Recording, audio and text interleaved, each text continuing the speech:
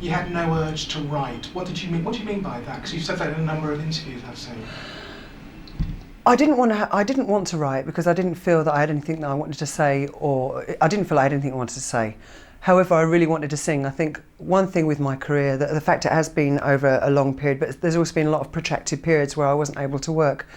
And I've hit that stage in my life where I'm really enjoying singing. I really want to sing, and I don't just want to be limited to the material that I write, or wait for a particular fantastic songwriter to point themselves in my direction and give me their wares, you know. What did you set out to do with voice? So you're not going to use your own songs. Yeah. You're going to use other people's. That's a first for you, really, although there have been occasional songs here and there. So what was the ambition for voice?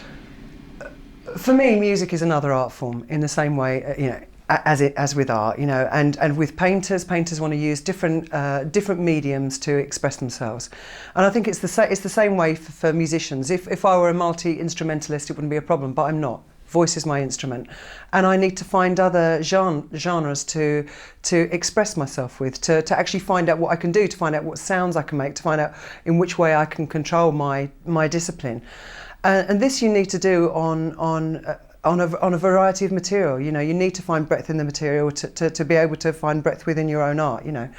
So it was necessary for me to look for other songwriters. The fact that I'm not the most high-profile new breaking act means that the great songwriters who are writing now, although I'm not sure how many there are not going to direct their material to me. So I have to then look at standard work written by writers who I've got a lot of admiration for. I need then to look at that plane of material to select from. Of course, the danger when you use a word like standards is people then say, oh, you're doing a covers album, yeah. Aren't you? So, if you listen to Voice, it's pretty obvious this is not a covers album.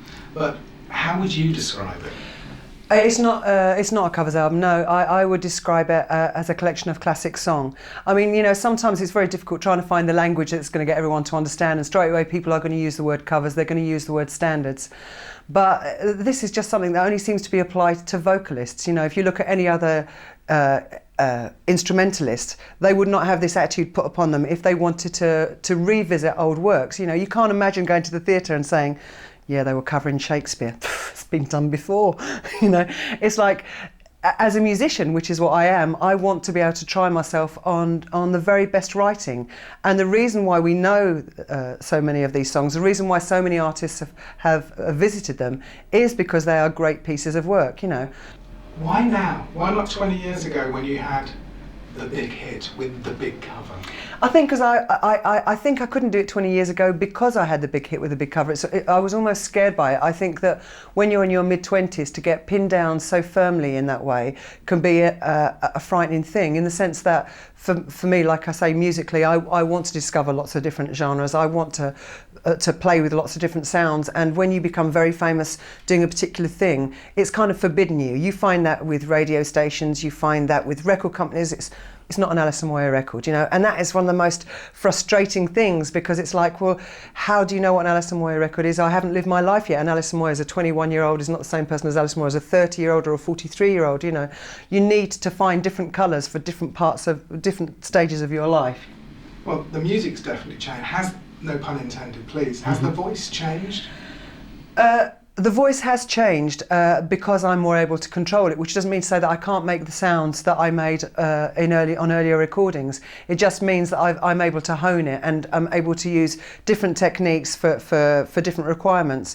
For example, when I write for myself, you know, when one writes themselves, it's very easy to write around your weaknesses. So somebody like me, I can make big, loud sounds. It's not a problem. You know, there's sustained stuff that for me is more difficult, and so you need to learn different techniques to control different sounds, you know, on different material. So is it the challenge then of this album when you set out that was the thing that really drove you? Yeah, I find some people who would say that, you know, what is the challenge of doing a cover, which I find a really peculiar question. You know, it's like, are you a singer? If you're not a singer, you can't tell me what the physical challenge is, you know, any more than why you ask a particular cello player why he wants to play a particular complex piece. It's about having the body overcome something that it doesn't naturally want to do, and that in itself is a challenge, you know. For me, I have often, I've mostly avoided romantic writing, and people would say to me, well, a lot of your writing is about relationships. It is, but it tends to deal with the morose and the destruction and the ennui that kind of goes in a relationship, much more than this kind of a direct romantic approach. Someone who grew up with punk rock, I always felt very uncomfortable with romanticism.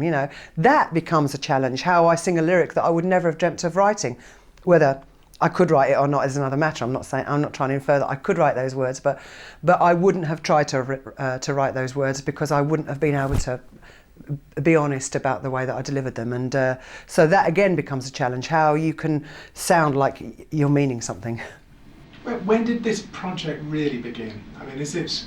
I know in the notes you talk about singing with an orchestra for one of the first times. Is that what ignited this? Singing with an orchestra is what ignited me to want to make an album with this kind of instrumentation on it. In terms of classic song has interested me for the longest time. I think when I first started playing live in Yazoo, where we had one album, and that we're talking about 40 minutes work. You have to, and you'll see that with all young acts that start, and they have to put a cover in there somewhere, some covered work in there somewhere to fill out their set. But it just so happens that that there are songs that, again, as a musician, I just want to master and I want to sing, and it's never ever been enough for me to do one thing. When I've done live work, it's never been enough just to reproduce my recorded work. I'm constantly looking for different songs that allow me to make different sounds. But working with an orchestra was what set me off with this kind of instrumentation. I really love the clarity of it. I love the space. I love the danger of it, and it's dangerous because there's nowhere to hide. It's not like with kind of rock music where you can kind of make a mistake and incorporate that into the sound. It has to be precise, and whilst that's not what you always want, when you've tried it, when I tried it, I found that I wanted to go further down the road with it. Well, I mean, this is dangerous, what you're doing now, for two reasons. One is that in terms of the voice, it's really quite exposed, isn't it? You can't hide behind very much. And also in terms of the career, this is something that, although I'm sure the fans have wanted for a long time, Joe Public wasn't expecting. So are you worried at all about releasing voice? I'm not at all worried about releasing voice. I'm quite realistic about the fact that, that you can have an album that's released in 1 year, and if the mood is right around you, it can be a huge success. If the mood's not right around you, you'll be completely ignored. And I don't feel special in that kind of process. That's just the nature of it, So I think that, this was this was not an album that a record companies have been desperate for me to make, but I've had for years record companies knew that they could sell me singing cover songs, but I could never allow myself to do it for two reasons. One, that I hadn't proved myself as a songwriter, and I didn't want to be written off as a karaoke act. And two, because the kind of record that these record companies would have wanted me to do would have expected me to put in the kitchen sink. It would have been the kind of like the big brass arrangements. It would have been some kind of Celine Dion, or not that there's anything wrong with her, but it's not been a desire for me to go down that route.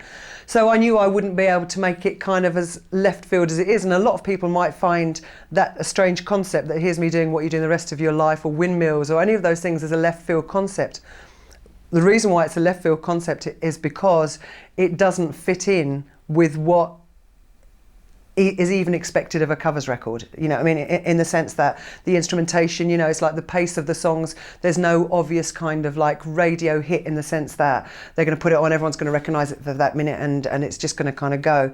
So there was danger in doing this, but I've always needed an element of danger for me to work, because I think that a direct route that leads straight to success without any questions is one that's always been too frightening for me. Anne Dudley, key to this project, I would have thought. How did you go about what were you looking for in a producer for something like this? I was looking for a producer who would also be the arranger. I wanted to find someone who was classically taught, and yet at the same time would have an understanding of left field, so that they wouldn't feel tempted to make a kitchen sink job. When Anne Dudley's name came up, I was really, it felt right straight away before I'd even met her. I felt I'd never worked with a woman before, so that was really interesting. I was interested with her musical history, and the fact that she's primarily now a writer for film scores, which is again a genre that I'm quite attracted to. She lived 20 minutes away from me, which I felt was completely fortuitous. I felt it was meant to be. And I went around and met her, and the minute I met her, I knew that she was the right person for me to work with. She's very focused. She's disciplined. These are two things that I don't have in my repertoire, you know. And she has a lot of knowledge. She could teach me something. She could help me find the musics for my old age, almost, you know. So let's talk about the music for this album. How did you go about selecting it? Because I know there were 4 key songs that sort of was the genesis. Yeah. In choosing the material, I had there was around about 4 songs that I knew I wanted to record: "Windmills of Your Mind," "La Chanson des Vieux Amants," and the Purcell, and "Almost Blue." So once I kind of got those songs together, whilst they come from quite different genres, you know, you have chanson, you've got Legrand and Costello. They come from different areas, and yet there's something that connects them melodically. There's a harmonic relationship within that, you know, in terms of the kind of the chord structures. So it was only important for me to choose songs that were going to fit in with that, and then also had the elements, obviously, that I'm attracted to, you know. I hadn't intended to start out only choosing slow material. It's just that when it comes down to it, that's what happens with me. That's what I get attracted to. And then so once you've kind of chosen a bed, you've chosen a kind of a feel, it's much easier to select from the songs that you then find appealing. So then what Anne and I did is we spent a couple of weeks around her house where we just scanned songbooks and sheet music, or I would think, oh, I remember a couple of lines of this song, do you know the rest of it? Oh, well, let's find it, and we'll find the book and then find out where it went. So that was kind of how we chose the songs. There wasn't a great deal of heart-wrenching over it. It was quite a quick process because we'd kind of figured out the template. Once that happens, it's quite simple after that. So in a way, a real jigsaw puzzle, if you're putting those other songs into the ones that you've already chosen. Yeah, absolutely, a real jigsaw puzzle, yeah. I was interested though, with, you talk about songbooks and sheet music. Was there ever the temptation to, let's dig out the Streisand version of that, or the Noel Harrison version of that, or the Costello version? I mean, did you ever listen to the originals? In terms of hearing the music before, the Jacques Brel and the Elvis Costello, I would have listened to because I'm a fan of both of those artists. The rest of the material, I wouldn't have been familiar with the recordings. Windmills, I was, because my mother, it was my mother's favourite song, and so I heard her version of Petula Clark's when I was a kid, but I never went back to it. It's quite funny that, you know, people have often used the name... Noel Harrison. Yeah, Noel Harrison. I'm not thinking Noel Harrison. Who's the other woman? Dusty Springfield. People have often asked me, you know, about how I feel about kind of covering Dusty Springfield songs. I'm now aware that Dusty Springfield sang a couple of these songs, but when I actually recorded them, I wasn't aware of her recordings at all. This is, you know, obviously goes back to the 60s where a singer could be exactly that, a singer who could sing the compositions of great composers, which, you know, Dusty Springfield had the freedom to do, which you seem to be far more limited with it these days, you know. I read an interesting quote from you that you didn't set out to apply your personality to these songs, that you didn't want to change the face of the songs. What does that mean? What I mean to say by that is that what I mean by saying that I don't want to change the face of the songs is that these songs are written by composers for singers. The singers are expected to represent the writer's interpretation of what they've written for the writer, in the same way that when you do a particular play that you are looking for the intent of the writer. That's what I wanted to do in this instance. I know that a lot of people will do what you call covers, and their idea is to take the basic song and imprint themselves over it completely so that they might be freed of any notion that would make them seem like they were magpies. For me, that's not what it was about. For me, this lyric and the music is written to be paced in a certain way, and the way that I wanted to imprint myself upon that was through timbre or weight or vibrato, you know, so that what you're doing is you're you know, like I say, within a play, you're not changing the words of the play, you're sticking to the words of the play, and yet it's your accent that makes it you. Got your producer, got your songs. How did you record it? This recording was the quickest I'd ever done. It was quite incredible. And this was, again, another interesting aspect for me, because I've worked for years with computers and synthesizers. On this album, it is 100% played by musicians, obviously. So what happened is we started out in the studio. We had 4 days in the studio to lay down the basic 12 tracks, because we had one track that didn't make the album, where there was me, piano, bass, guitar, pretty much it, just a little core group, where we laid down 4 tracks a day. Then Anne took those tracks away and did the arrangements, and then we came back into the studio where the orchestra was laid upon these kind of little rhythm tracks that we'd done. Again, we did that in 4 days. So the body of the album was made in 8 days. Unfortunately, I had quite a dose of flu during the recording of it. So about a third of those vocals remain from the original 4-day recording, and the others had to be replaced. But I mean, the whole album was kind of done and dusted like in 8 weeks, you know. But that isn't how you make an album today. It doesn't seem to be how you make an album today. I know that I've spent absolutely fortunes and years working on an album before, you know, but that's because technology has taken over so much, which is, some very positive things. I've done very well with technology, but it can be incredibly tiresome when you have 2 weeks to figure out a drum sound, you know. I mean, I used to think it was bad enough in Yazoo, and Yazoo, I mean, Vince was such a quick worker that he'd have written a track, it would have been recorded in the day, I'd have done the vocal, it would have been mixed the next day. Every track took 3 days to do, you know. But even so, I would still remember the endless hours of sitting there while the drum sounds were going on. And so this was really quite incredible that we had this couple of weeks, just Anne and I singing by the piano, and it was just singing, just the pure joy of it with the most fantastic accompanist. And then in the studio with these people who were reading music and whose turnover rate was just incredible, and yet who were also really moved by the whole process, who all felt really good about being involved with this project. You know, it was really lovely. I mean, you describe it in other interviews as a singing project, and it sounds the way you're describing it as a very liberating project as well, wasn't it? It was a really liberating project, because when you're recording your own material, you're still constantly revising your writing. You know, you often will dampen down your vocal approach for the fidelity of a particular couplet that you've got in there, you know, that you won't always put your singing style first, you know, because you want to get this particular line in.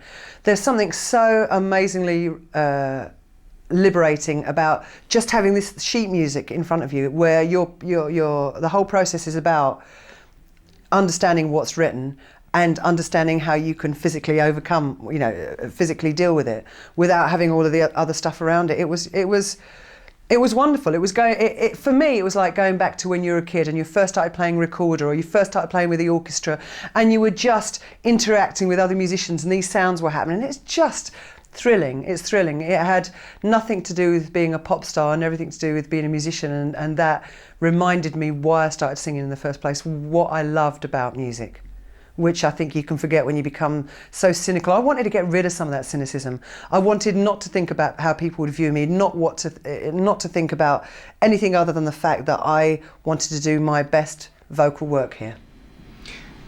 I want to talk about that vocal work, but were the lyrics to these choices important, or was it more a case of creating sound? Excuse the basic terminology there, but you know what I mean, I'm sure.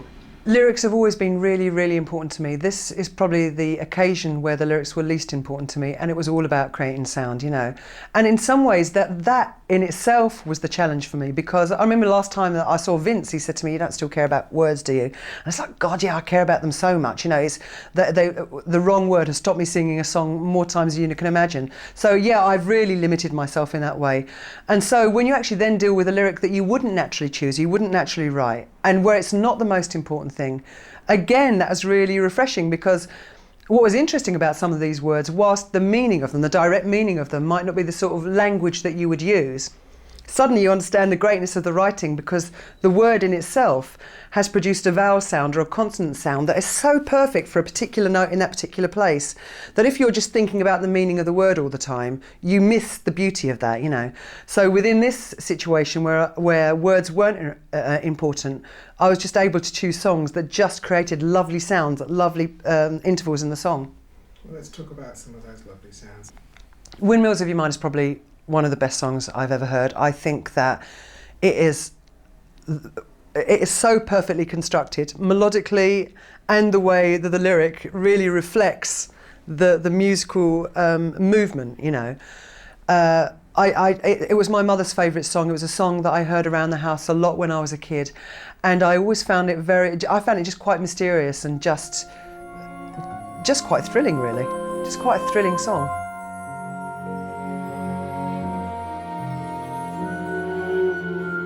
Round like a circle in a spiral, like a wheel within a wheel, never ending or beginning on an ever spinning reel, like a snowball down a mountain or a carnival balloon, like a carousel that's turning, running rings around the moon, like a clock whose hands are sweeping past the minutes of its face, and the world is like an apple whirling silently in space, like the circles that you find in the windmills of your mind.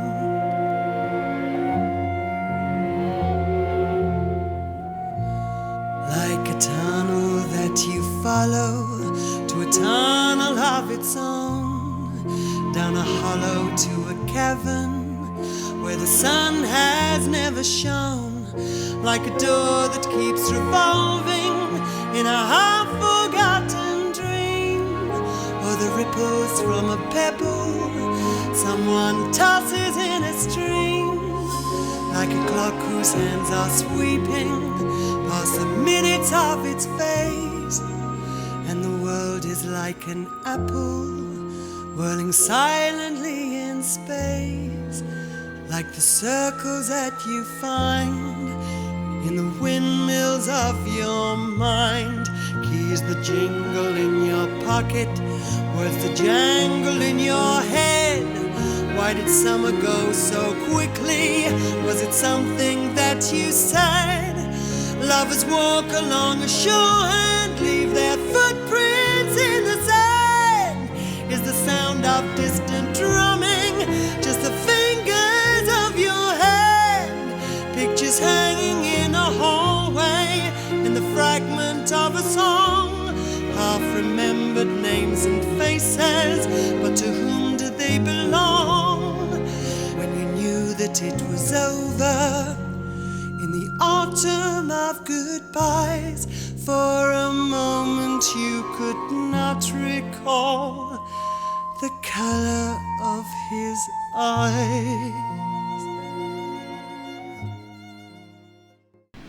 Elvis Costello, a substantial influence on your life, your work, your own work. How difficult is it then to pick just, and I know there are two songs, I mean, how difficult is it to pick Almost Blue? For me to choose Elvis Costello material to sing is really tough, because there's so much that he's done that I would like to have a go at, you know. And it's funny, even after doing this, I'd been listening to another one of his albums and thought, God, why didn't I listen to that the week that I was kind of choosing this stuff, because I would have liked to have done that song even more than maybe one of the others.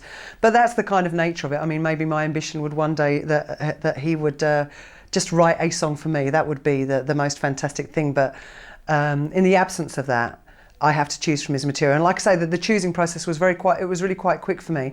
But Almost Blue, it was my shower song of the time. You know, you have certain songs that you just sing around the house, and that was my kind of shower song. And it's just lovely. It's lovely the way it kind of opens up the throat, and I just wanted to do it.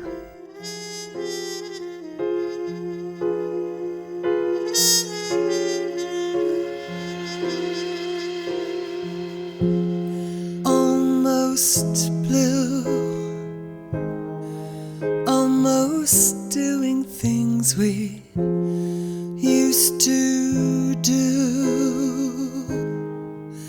There's a boy here and he's almost you. Almost, almost.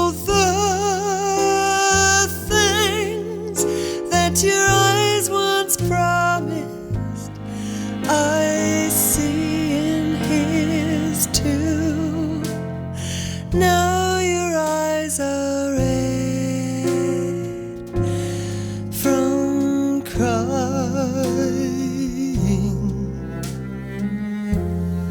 Almost blue, flirting with this disaster became me. It named me as the fool who only aimed to be. Almost blue, it's almost touching, it will almost do. There is part of me that's always true, always.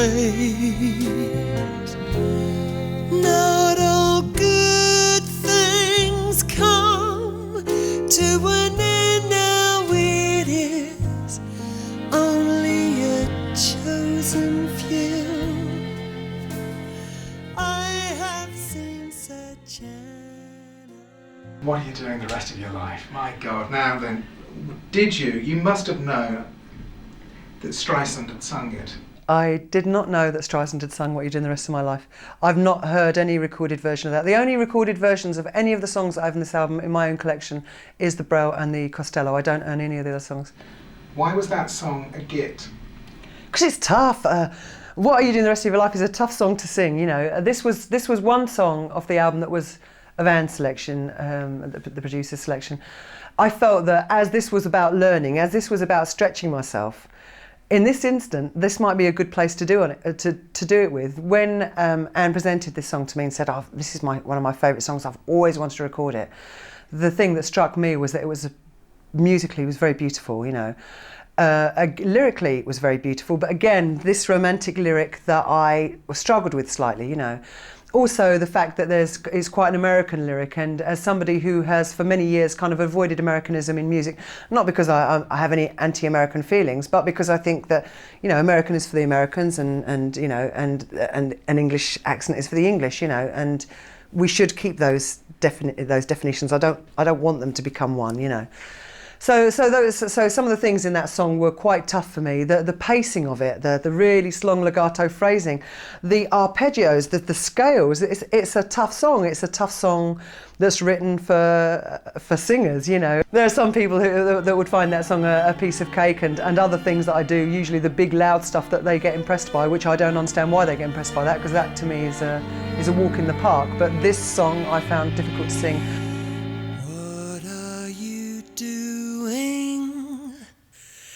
The rest of your life, north and south and east and west of your life, I have only one request of your life, that you spend it all with me. All the seasons and the times of your days, all the nickels and the dimes of your days.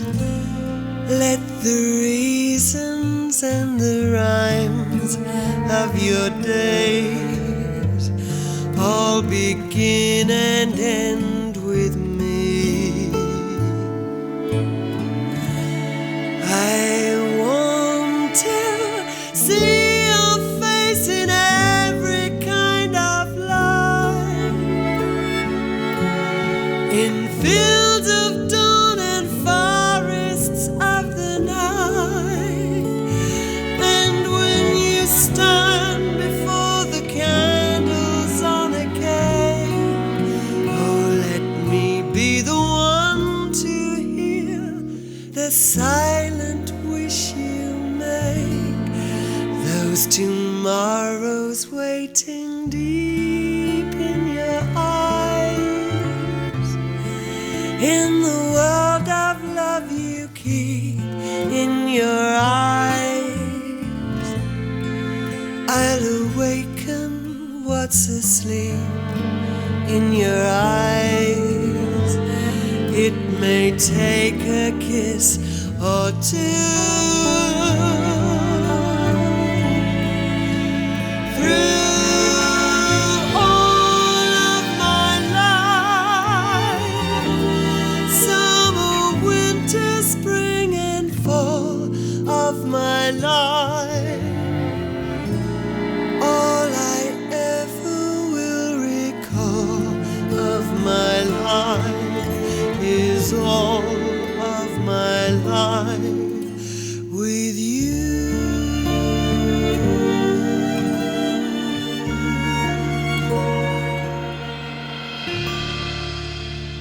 God Give Me Strength is a lovely track. When I'd first decided on Almost Blue, I found out that somebody else was about to record it. And my initial reaction then was say, okay, well, we'll drop it and I'll choose another Elvis Costello song. But then I kind of figured, hang on a minute, that again is going against the principles of what I'm setting out to do here. What I'm setting out to do here is sing songs that are a challenge to me, or else I desperately want to sing them, you know. And I want to sing Almost Blue, and it shouldn't be relevant to me who else is singing the song. It shouldn't be relevant to me, so I'm going to do it anyway. However, at that point, I'd already decided that God Give Me Strength was something I wanted to have a crack at. And then I had kind of two songs by Elvis Costello. What am I going to do? Make an Elvis Costello album, which, to be honest, I'd be quite happy to do. I really would be quite happy to do that. But then I thought, oh, you know, for heaven's sake, I want to do it. I am Veruca Salt. Me, want. I'm going to do them both. Raggle Taggle Gypsies O. Now then, somebody told me this is a song that a generation would know from school's radio. But there's another generation, and it's not much younger actually than you, who will never heard this song before. No.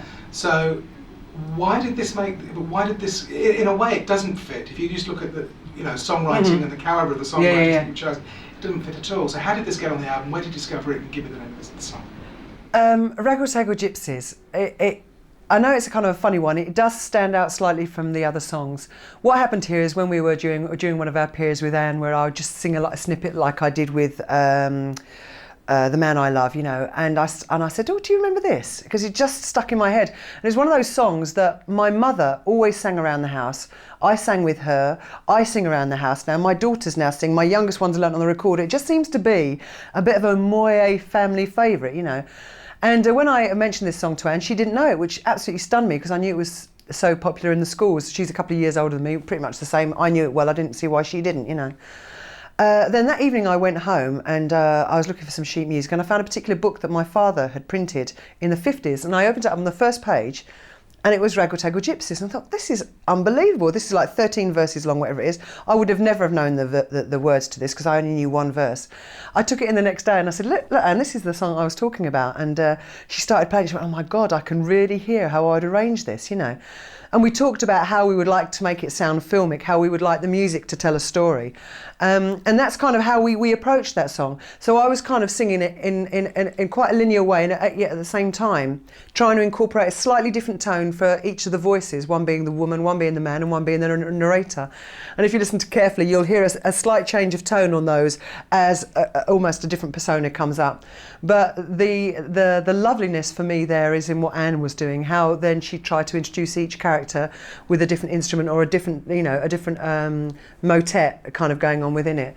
So that became our kind of filmic piece, really, our curved ball. Dido's Lament. Now this is a grown-up song, isn't it? Or a grown-up piece, shall we say. And classical music isn't something that I would necessarily, with respect, associate with Alison Moyet. Classical music to me, it's a funny old thing. The thing is, when I was a child growing up, we were brought up very much with French culture. We didn't have English radio on, we didn't have English records, we didn't have English magazines. The radio was French, the language was French. So in terms of popular culture, it never came into my life until quite late. My mother had been kind of a singer, a choral singer and stuff like that when she was younger. So the one other influence that happened when I was young was classical music. When I was 11, I started learning how to play the oboe and went to a Saturday morning music school where incidentally I met Vince Clarke, who was doing violin, if I remember well enough. And so classical music was the first real genre in my life, and the first thing that I actually started playing as a musician, you know. And it has always had an appeal for me. And I got to the age when I was 14, I wanted to get a Saturday job like my mates did, so I had to give up college and music school in the morning. And so my education stopped short. It stopped before it should have done, at that stage where I didn't want to practice anymore, you know. So for me, it was always something that I kind of like was looking for and never quite knew how to find it, because it's such a vast field, isn't it, you know. And I wanted to start getting an education in it, because for me, there's still an occasion that when I listen to a certain classical piece of music, it will physically affect me in a way that no other genre can and ever has done. You know, it can just tear the guts out of you, you know. And so I've been looking for this education, and when I went up and met Anne, I said to her that this is what I was looking for. And so in between singing songs, she'd be playing me Bach fugues and talking to me about the classics, you know. And I told her that I knew that I loved Baroque, although I couldn't kind of pinpoint what really within it. And then she started playing me this little thing, and the minute I heard it, the minute I heard these kind of descending chords and the chord structure, I knew that was my kind of music, you know. And then once I knew there was a sort of music that would please me physically, I wanted to find out if it was a music that I could in any way control physically, you know, or master. And so that became the challenge on that. Also, it's as miserable as sin, and you know me, I love songs that are as miserable as sin, you know. La chanson des vieux amants is a song that was written by Jacques Brel, who is just and remains one of the most fantastic writers of all time, you know. This and so happens to be one of the most fantastic performers as well, which I'm sure, you know, really helps when you're that great a writer and you know how to present your own material. It's got to be a fantastic thing. But this song, with my sister's favourite, is a song again that I remember back to a time. I can't remember back to a time before I knew that song. You know, Jacques Brel is a very important artist in my parents' family, and whenever we're in France, it's always on. There's always this reverence, this kind of like, you know, you don't mess with Brel. I mean, let's face it. You know, I even played this song to my mother, and she'd say to me, you know, what do you think? Yeah, it's fine. Well, you know Brel, are you? And that's from my own family. That's the reverence that Brel has in the Moyet household. You know, and it makes me feel when I sing something like that. As I was saying, it's weird because pronouncing French when I sing, I find it quite easy. When I speak it, it's another matter. My Essex twang kind of gets in there somewhere. But it makes me feel slightly lost, because being someone that was English but brought up with French culture always meant I never quite felt like I belonged anywhere. I couldn't quite relate to my mates at school because I didn't have the same reference points as them. When I was in France, I was still the little Englisher, because whether you like it or not, you know how it is. You're a foreigner, you know. So you always have this kind of feeling of being a foreigner wherever you are, you know. But that sound, that music, Brel is the sound of my jeunesse. That's a time before I had to make decisions for myself, before I had to do anything, when I was still the cosseted child on someone's knee, you know. And it makes me feel lost, because I can remember the sights and the sounds and the smells of being a kid and being free again, you know. Well, from one personal song to another one, because Cry Me a River, you have said, reminds you of somebody important growing up, and how you moved on with your own children. The thing is with this song, my oldest girlfriend, who I met outside my council estate when I was 7, and she called me over when, you know, she met me and asked me if I wanted to go on junior showtime with her, you know, and she's been in my life since we went to school together, all this kind of stuff.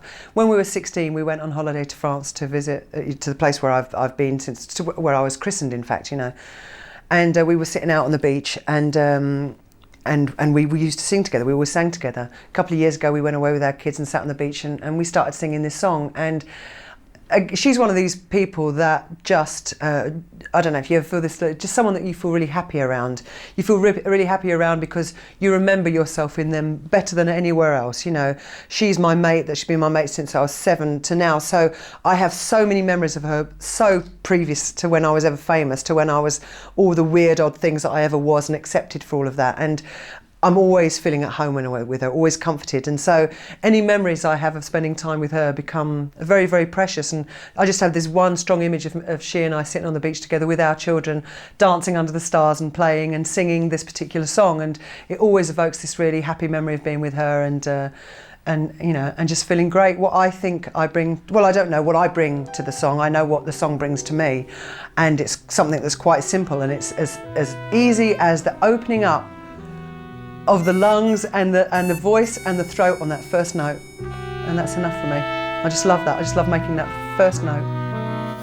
No, you say you're lonely. You cried the whole night through. Well, you can cry me a river, cry me a river. I cried a river over you. No, sorry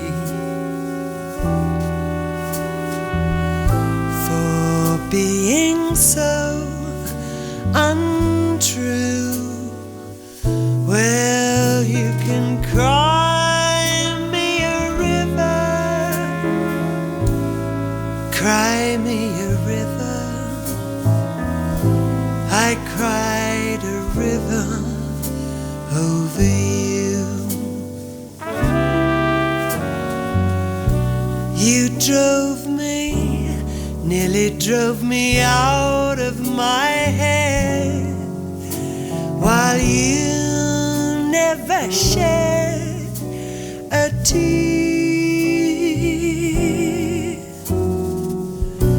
Remember, I remember all that you said.